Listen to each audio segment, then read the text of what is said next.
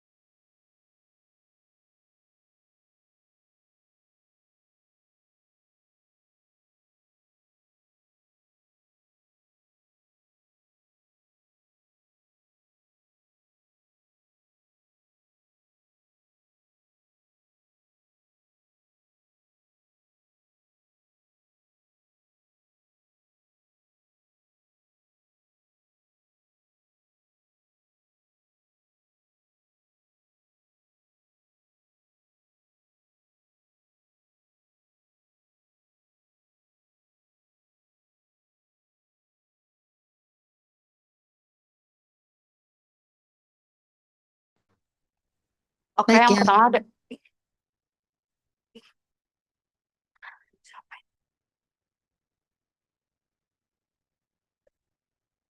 pendahuluan. Model sosial merupakan sumber daya sosial yang terbentuk dari hubungan antar individu dan kelompok yang ditopang oleh tiga elemen utama, yaitu trust, norma, dan networks. Kepercayaan menjadi fondasi, kerjasama, norma berfungsi mengatur perilaku kolektif, sedangkan jaringan memungkinkan pertukaran informasi dan kolaborasi.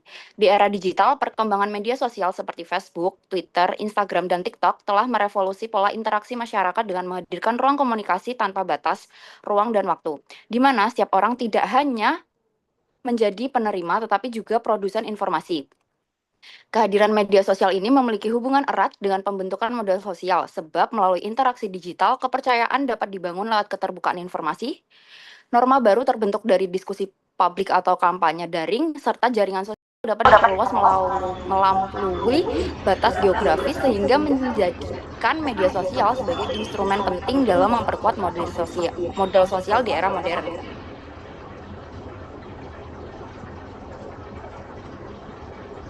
Selanjutnya, media sosial sebagai ruang interaksi. Media sosial berfungsi sebagai ruang interaksi yang dapat memfasilitasi pembentukan dan pemeliharaan model sosial. Model sosial merujuk pada jaringan hubungan sosial, norma dan kepercayaan yang dimiliki bersama dalam suatu komunitas atau kelompok. Media sosial memungkinkan interaksi tanpa batas ruang dan waktu. Hal ini memperkuat dimensi bridging sosial kapital atau media sosial penghubung, yaitu kemampuan individu untuk menjalin hubungan dengan orang lain di luar lingkaran terdekat. Elemen-elemen itu tadi memungkinkan terjadinya koordinasi dan kerjasama yang lebih efisien untuk mencapai tujuan bersama. Namun, dinamika ini juga menghadirkan tantangan echo chamber yang bisa mempersempit keberagaman pendapat.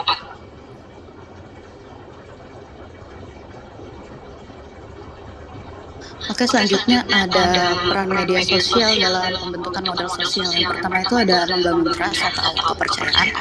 Jadi melalui media sosial ini memungkinkan individu untuk berbagi informasi, pengalaman, dan pandangan secara terbuka, sehingga menciptakan ruang transparansi yang mendorong lahirnya rasa saling percaya. Umpan balik langsung dalam bentuk komentar, like, atau share memperkuat interaksi dan menumbuhkan keyakinan bahwa individu atau komunitas dapat diandalkan. Contoh dari hal ini itu bisa dilihat pada marketplace atau e-commerce berbasis ulasan.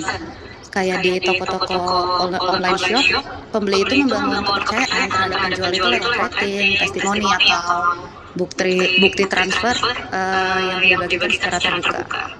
Yang kedua ada memperkuat norma atau norma sosial.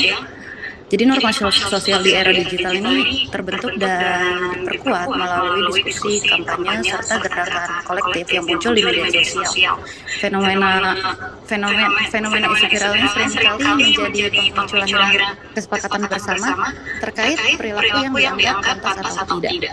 Nah, contohnya itu bisa dilihat dari gerakan-gerakan hashtag gitu, kayak hashtag Pray for Bali, Pray for Lombok, yang memperkuat norma solidaritas kemanusiaan ketika terjadi bencana alam atau tragedi, di mana di dalam hal ini itu publik merasa wajar untuk menunjukkan empati secara terbuka. Yang ketiga ada memperkuat networks atau jaringan sosial. Media sosial ini menghubungkan individu, komunitas, dan organisasi dalam satu ruang interaksi yang melampaui batas geografis. Jaringan yang terbentuk ini tidak hanya bersifat personal, tapi juga dapat berfungsi sebagai modal kolektif untuk kolaborasi lintas sektor. Contohnya itu, misalnya terbentuknya komunitas literasi digital, forum mahasiswa antar unit, hingga gerakan sosial yang menghimpun dukungan luas melalui kampanye daring. Jadi dengan cara ini itu media sosial memperluas sekaligus memperkuat jaringan sosial yang sebelumnya terbatas pada lingkup tatap muka aja.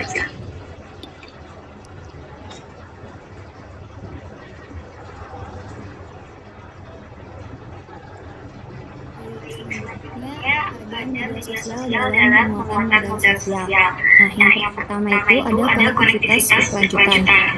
Media sosial memungkinkan hubungan antar individu dan komunitas tetap terjaga, meski terbatas ruang dan waktu. Misalnya alumni sekolah, kelompok hobi, ataupun komunitas lokal yang bisa tetap terhubung melalui media sosial. Nilai tambah dari konektivitas berkelanjutan ini adalah relasi sosial yang tidak terputus, melainkan dipelihara secara kontinu. Ini memperkuat bonding sosial kapital atau ikatan erat dalam kelompok homogen. Yang kedua, penyebaran informasi cepat. Informasi dapat menyebar secara instan, mempercepat mobilisasi solidaritas. Contohnya seperti adanya donasi bencana dan petisi online. Nilai tambah dari penyebaran informasi cepat ini adalah memperkuat bridging sosial kapital atau menjembatani kelompok berbeda, karena informasi bisa melintasi batas sosial. Kemudian yang nomor 3 ada kolaborasi dan partisipasi. Media sosial menyediakan ruang untuk gotong royong digital, mulai dari diskusi publik hingga aksi kolektif atau seperti crowdfunding, gerakan lingkungan, dan juga aktivasi kebijakan. Nilai tambah dari kolaborasi dan partisipasi ini adalah membuka partisipasi bagi lebih banyak orang yang mungkin tidak hadir secara fisik, sehingga demokratisasi akses lebih luas. Yang terakhir ada empowerment atau pemberdayaan. Kelompok marginal, misalnya perempuan, difabel, masyarakat adat, punya ruang untuk menyuarakan pengalaman dan juga memperjuangkan hak. Nilai tambahnya adalah munculnya voice baru yang sebelumnya terpinggirkan, sehingga dapat memperkuat linking sosial kapital atau hubungan dengan aktor berkuasa.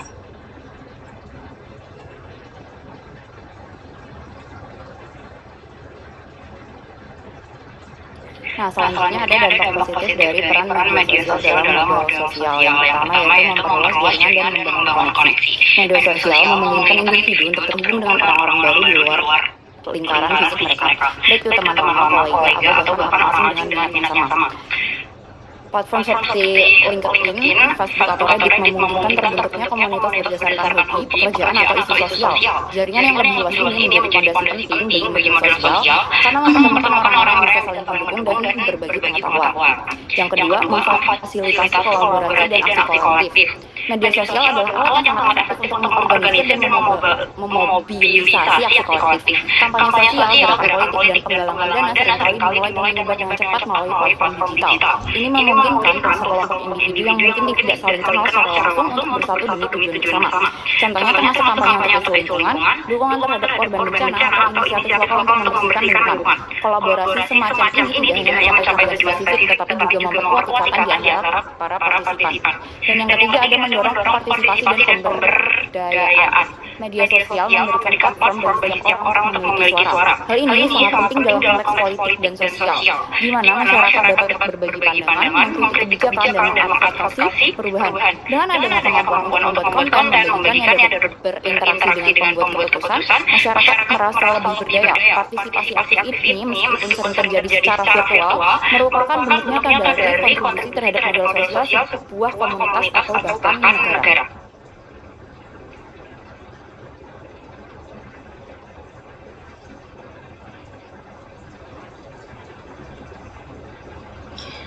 Selanjutnya ada dampak negatif.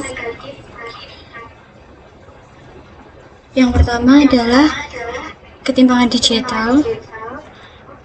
Di era digital seperti sekarang, tidak semua orang memiliki kemampuan yang sama dalam mengakses teknologi. Masih banyak masyarakat yang gagap teknologi. Perbedaan mereka yang melek teknologi dan yang tidak akan menimbulkan jurang sosial, keterbatasan akses atau kemampuan, yang akibatnya partisipasi masyarakat di ruang digital menjadi tidak merata. Yang melek teknologi akan semakin maju, sedangkan yang belum paham semakin tertinggal. Kemudian yang kedua, menurunnya rasa saling percaya. Dari fenomena echo chamber dan polarisasi membuat seseorang hanya berinteraksi dengan orang-orang yang memiliki pandangan serupa. Hal ini menyebabkan masyarakat terjebak dalam lingkaran pendapat yang sempit dan sulit menerima perbedaan. Akibatnya, masyarakat menjadi lebih mudah terpecah dan rasa saling percayanya antar kelompok akan menurun. Kemudian yang ketiga, ada penurunan kualitas komunikasi tatap muka. Banyak orang menghabiskan waktu berjam-jam di depan layar, terus-menerus scrolling media sosial, yang akan membuat interaksi langsung di dunia nyata menjadi berkurang, sehingga keakraban, empati, dan ikatan sosial menurun. Modal sosial di kehidupan nyata pun menurun karena hubungan virtual tidak bisa sepenuhnya menggantikan kedekatan emosional antar individu.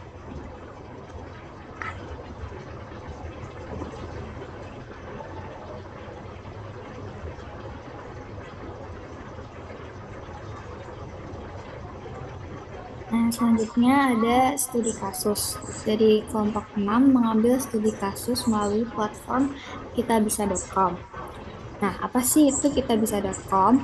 Berdasarkan Hutami dan Irwansyah tahun 2019, kitabisa.com merupakan platform perusahaan yang menganut kebijakan open platform.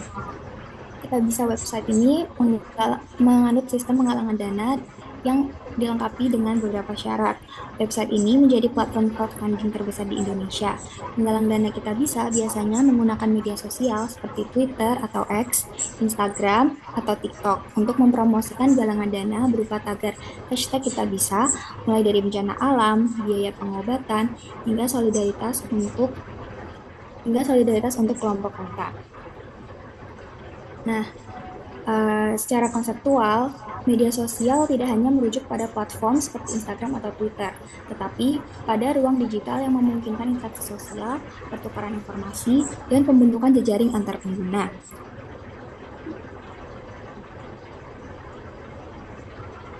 Kampanye Kitabisa dapat viral lewat berbagai macam media sosial seperti TikTok, memperluas jangkauan solidaritas dan kepercayaan lintas komunitas. Tanpa kepercayaan publik, platform seperti Kitabisa tidak akan viral atau berhasil, karena keberhasilannya ini bergantung pada masyarakat Indonesia yang tinggi dalam empati dan solidaritas.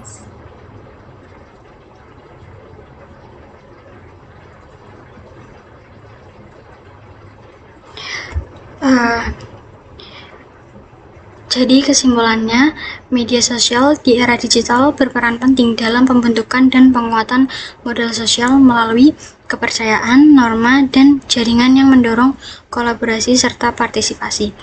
Hal ini tampak jelas pada kitabisa.com, yaitu platform crowdfunding terbesar di Indonesia yang memanfaatkan jejaring digital untuk memobilisasi solidaritas masyarakat.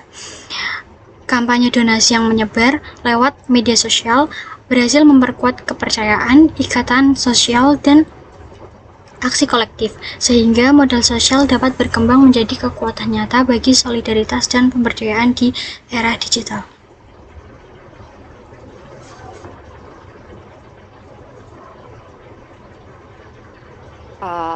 Sekian pembahasan dari kami. Kami dari kelompok 6 membuka satu termin dengan 2 penanya. Silahkan yang mau menanya bisa raise hand ya.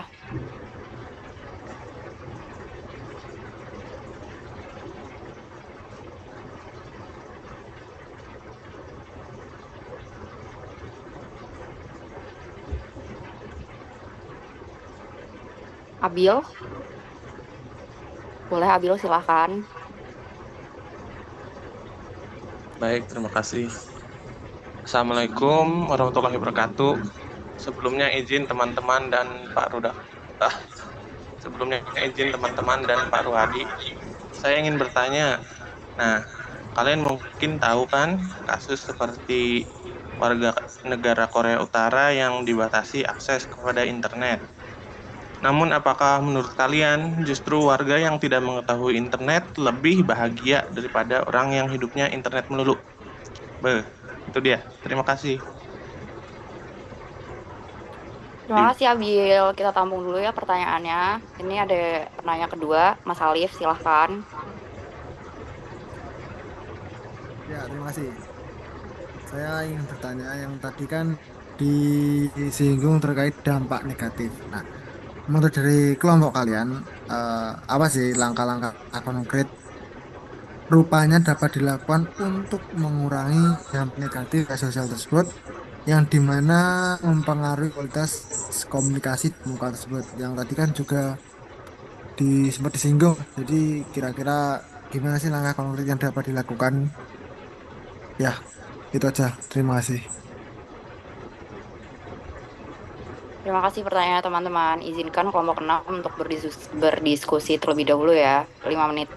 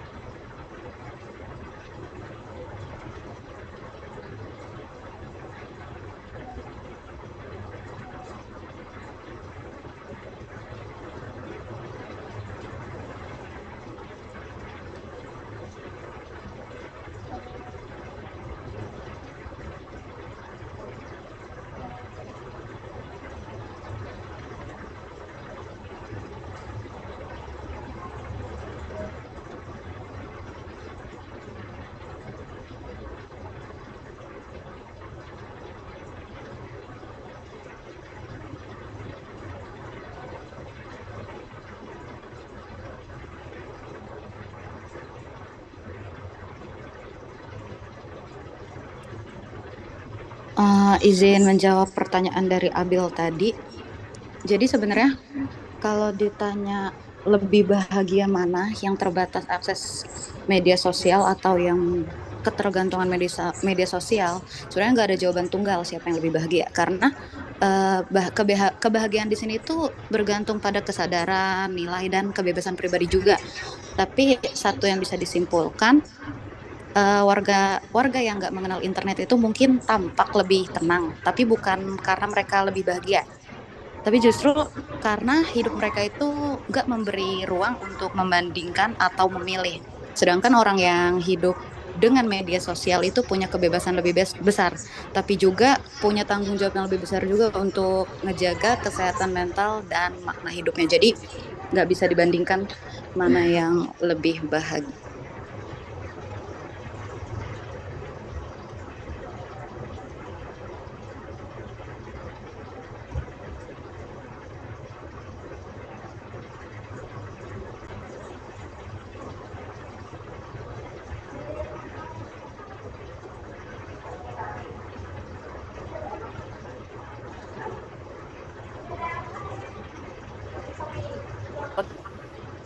Oke, selanjutnya saya mau menjawab pertanyaan dari Alif. Jadi, apa sih langkah konkret yang dapat dilakukan untuk mengurangi dampak negatif media sosial terhadap kualitas komunikasi tatap muka? Nah, langkah konkret itu bisa dimulai dari level individu dulu ya. Jadi, kita melakukan adanya kesadaran dan juga disiplin digital.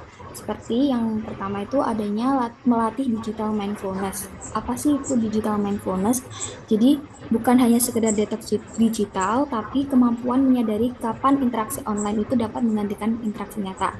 Misalnya, kita melakukan refleksi mingguan, seperti berapa kali sih aku udah memilih scroll dibanding berbicara langsung dengan orang lain, seperti itu. Kemudian yang kedua, gunakan aturan hadir secara penuh saat bertatap muka dengan orang lain, seperti meletakkan ponsel terbalik di saat kita sedang rapat ataupun sedang berbicara dengan orang lain, dan juga menonaktifkan absolut, tapi latihan fokus ini dapat melatih kita untuk tidak selalu bergantung pada yang namanya teknologi. Kemudian yang ketiga, mengembangkan empati melalui melatih kita untuk mengekspresi, intonasi, dan juga bahasa tubuh orang lain. Kemampuan ini